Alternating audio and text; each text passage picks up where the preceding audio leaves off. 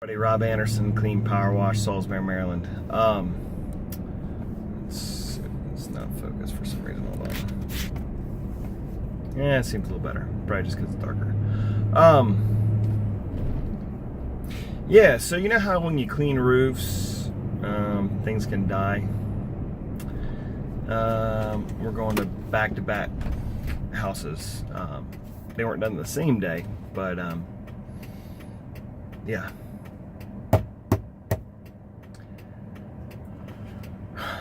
So, a lot of this, and again, going through extreme ownership and just in general, when your team screws up, everything keeps going right up the chain of command.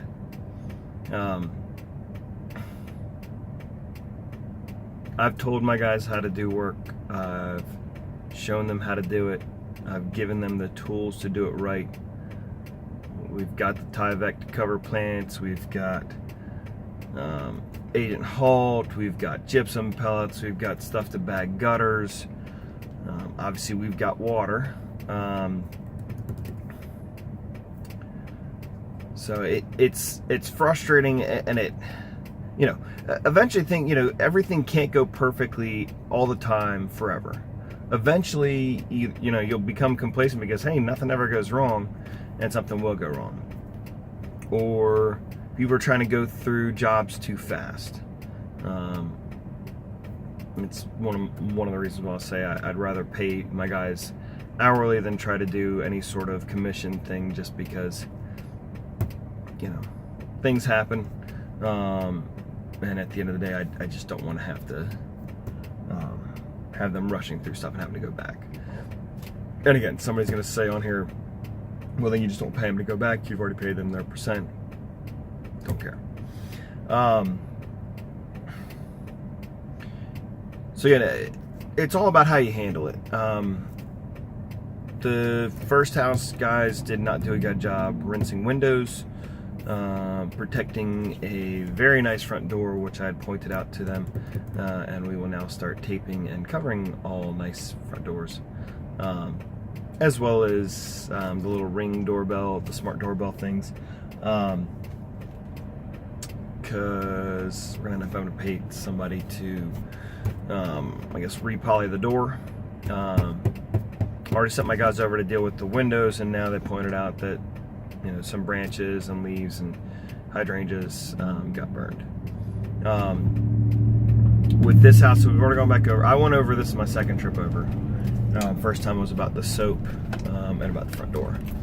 I was at a huge convention last week, so I wasn't able to stay on top of what was going on as well as I needed to, and that's something that's on me, but also I need to stress to my guys that has to be done, is that I need to be kept in the loop.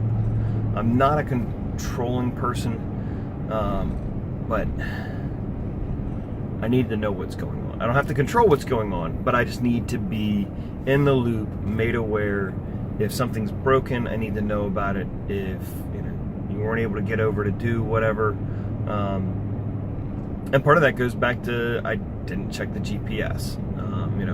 I made it clear that it needed to be dealt with, and pretty sure that if my lead tech, who's also a painter right now, if he had gone over within a day or two, or when they went back out to fix stuff, he'd already bought the product, but it was low on his priority list.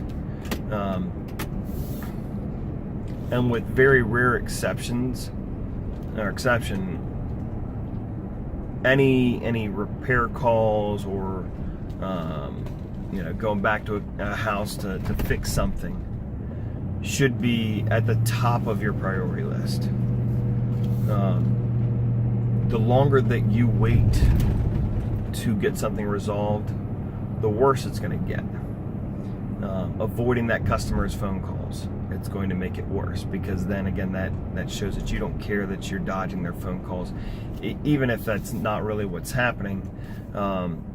That's the way that just naturally as human beings that we're going to take that.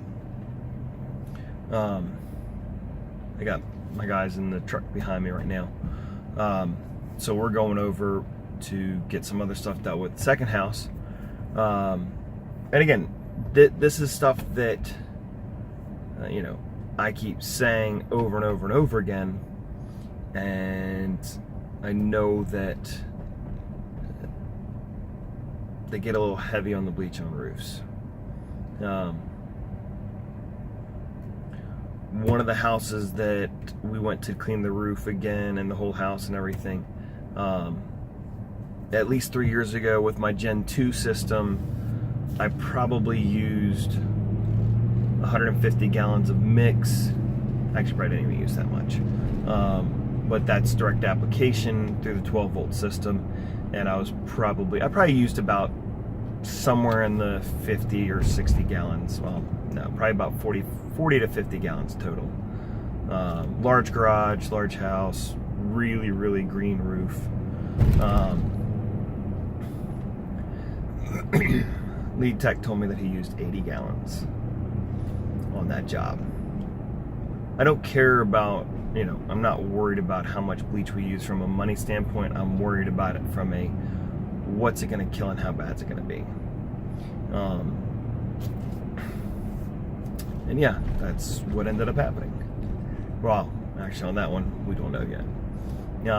But the house that we're going back to right now is one that was done yesterday, and grass is dead. One of his ferns is dead or dying. And I'm really not looking forward to that.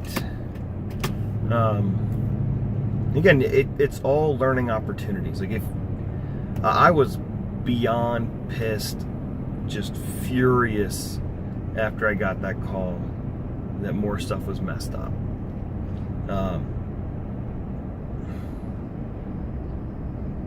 Because again, they have the tools to do it. They have the stuff to bag the gutters or bag the downspouts. So we shouldn't have any runoff other than what comes down the gutters after we've finished applying and after we've left, everything's done.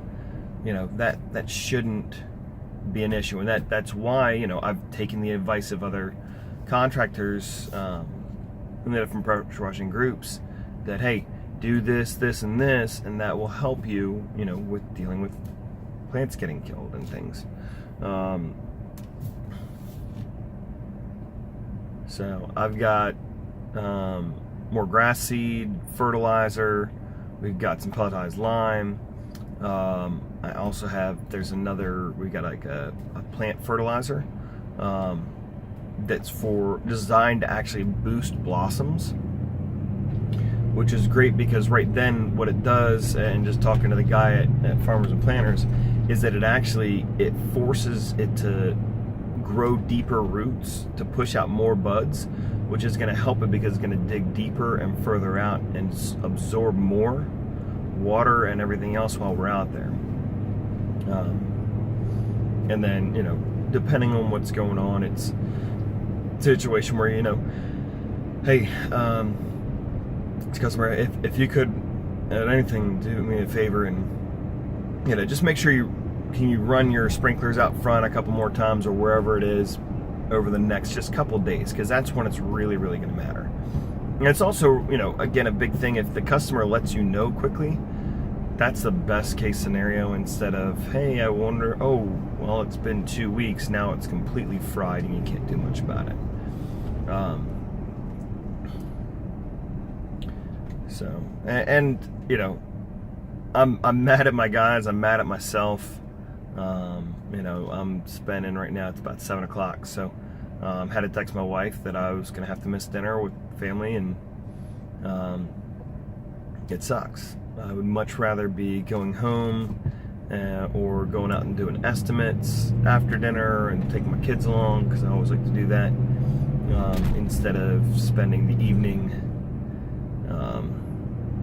going outside. It is also important to, as much as we want to make our employees deal with the repercussions and going out and go fix what you broke. I know Ray Burks talked about how he gets out in the field sometimes just doing work just to show his guys to continue to get that respect and understand that how serious you take it, that you're willing to be in the field in the fire, you know, in the trenches, or whatever euphemism you want to use. So they saw it. I got, you know, I got more owning up from my lead than I probably ever have. And it's one of those things too where I don't know how your employees are, but they don't care about excuses. You know, what's done is done. We understand how it happened, what happened, and what do we do to make sure it doesn't happen again in the future.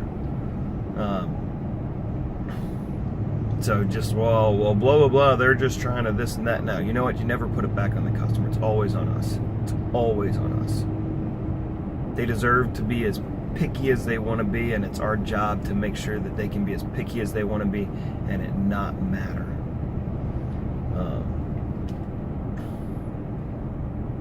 Yeah, so I think I've ranted long enough. Hopefully you got something out of this. Give me a thumbs up, comment, whatever. Have a great night. Thanks.